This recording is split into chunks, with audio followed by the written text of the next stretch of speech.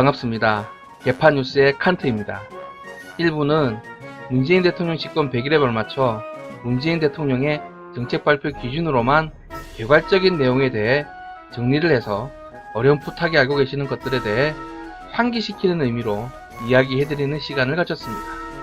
2부 영상에서는 문재인 정부의 100대 국정과제 소요 예산안과 그 재정 마련의 계획들을 다루어 보겠습니다. 워낙 복지 예산안이 많아서 자금량이 많기 때문에 두렵네요. 그래도 할 건 해야겠죠? 1부에 이어서 개파뉴스 2부를 시작하겠습니다. 자, 그럼 물어 뜯어 봅시다.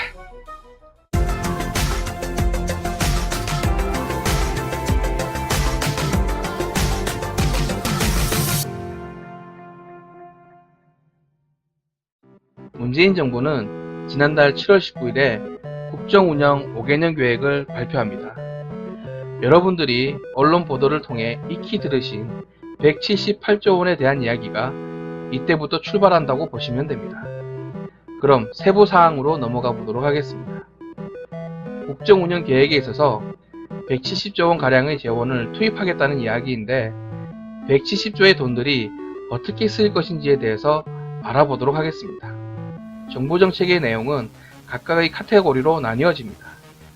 더불어 잘 사는 경제정책에 42조 3천억 원이 편성되고 내부 사항은 공공부문 일자리 창출 11조 4천억 원, 4차 산업혁명 및 연구개발 9조 5천억 원, 청년 추가 고용 장려금 2조 4천억 원, 청년 내일 채용공제 4조 1천억 원, 중소기업 창업 및 소상공인 지원 강화에 1조 9천억 원, 기타 13조 원으로 편성되어 있습니다. 고르게 발전하는 지역경제정책에 7조가 편성되고 내부 사항은 도시재생 뉴딜 5조 8천억 원, 농어업 직불금 및 쌀생산 조정제도 1조 1천억 원, 혁신 클러스터 1천억 원으로 편성되어 있습니다. 내 삶을 책임지는 국가정책에 77조 4천억 원이 편성되고 내부 사항은 기초 및 장애인연금 10만원 인상에 23조 1천억 원, 아동수당 지급 10조 3천억 원, 누리과정 어린이집 전액 국고지원 5조 5천억 원, 기초생보 부양의무자 기준 완화 및 주거급여 확대 5조 4천억 원, 기타 33조 1천억 원으로 편성되어 있습니다. 평화와 번영의 한반도 정책에 8조 4천억 원이 편성되고 내부 사항은 병사급여 인상 4조 9천억 원, 북핵 대응전력 조기전력화 3조 5천억 원으로 편성되어 있습니다. 마지막으로 궤도 설계 후 추진 및 지방지원 정책에 42조 9천억 원이 편성되고 내부 사항은 실업급여 강화 및 장병 복무기간 단축 등에 16조 4천억 원, 지방이전 재원 26조 5천억 원으로 편성되어 있습니다. 여러분들은 이 수많은 정책들을 보시고 어떤 생각이 드십니까? 과거에 소득주도 성장을 부르짖던 결국은 정책 실패라는 성적표를 받아든 유럽과 남미 국가의 뒤를 따르고 있는 모습이 혹시 겹쳐 보이진 않으십니까?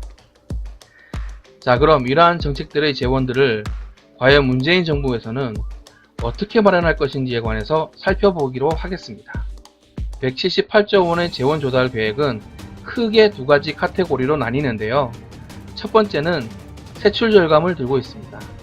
세출 절감으로 95조 4천억 원을 마련한다고 하는데 재원 마련의 편성은 아까와는 너무나 대조적으로 단순하게 보입니다. 하나는 재정지출 절감으로 복지지출 누수 방지를 통해 의무지출 절감 및 SOC 등 재량지출 절감으로 60조 2천억 원의 재원을 마련한다고 합니다. SOC에 대해서 잘 모르시는 분들을 위해 간단한 설명을 덧붙이자면 사회 간접 자본을 일컫는 말로 쉽게 얘기하면 사회 기반 시설로 도로나 항만, 철도와 같은 인프라 사업이라고 생각하시면 쉽게 이해가 되실 겁니다. 그리고 또 다른 하나는 기금 여유자금 활용 및 2차 보전 전환 35조 2천억 원을 마련한다고 합니다. 여기서 생소하실 2차 보전 전환에 대해서 SOC처럼 간단하게 이야기하기가 힘들어서 경제 상식으로 영상을 하나 더 만들어서 왜 문제가 되는지 알려드리도록 하겠습니다. 지금은 정부가 가지고 있어야 될 자금을 따로 쓰겠다는 것으로 알아두시면 편하겠습니다.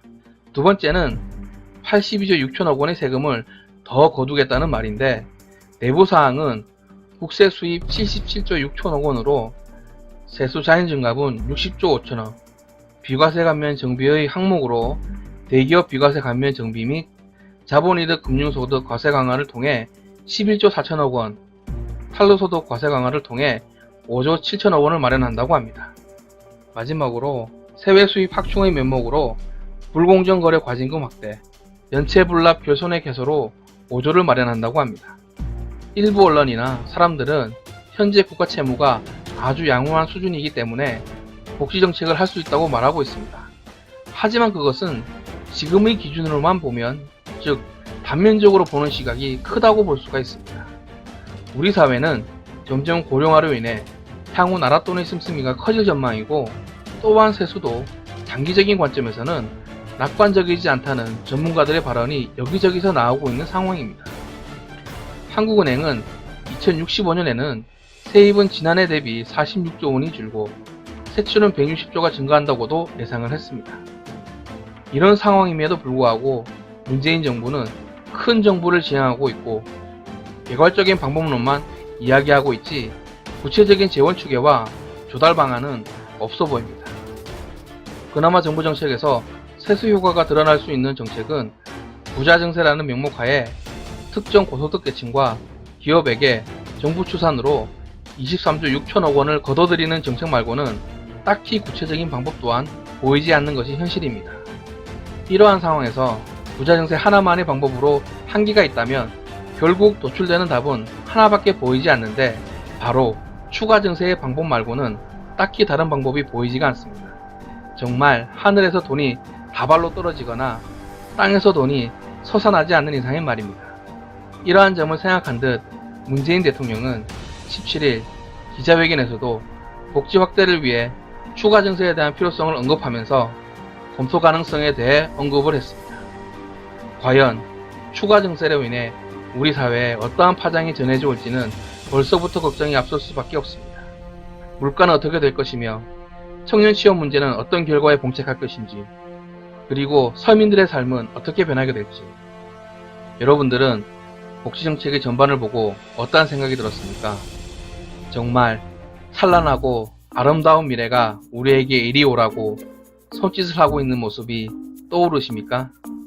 아니면 힘겹고 어두운 미래가 우리에게 제발 이리로 오지 말아 달라고 호소하는 모습이 떠오르십니까? 판단은 시청자의 몫으로 남겨두겠습니다. 다소 재미없고 관심을 가지지 못할 이야기일 수도 있지만 누군가는 꼭 다루지 않으면 안 된다는 생각으로 영상 작업을 하였습니다. 다소 재미없을 수도 있는 이 영상을 끝까지 시청해주신 시청자 여러분 정말 감사드립니다. 그리고 좀 더 아름다운 세상과 미래를 만들기 위해서 밑거름이 되는 채널이 되도록 노력하겠습니다. 이상 개판뉴스 칸트였습니다. 구독 추천은 시청자님들 센스! 또 봐요. 안녕.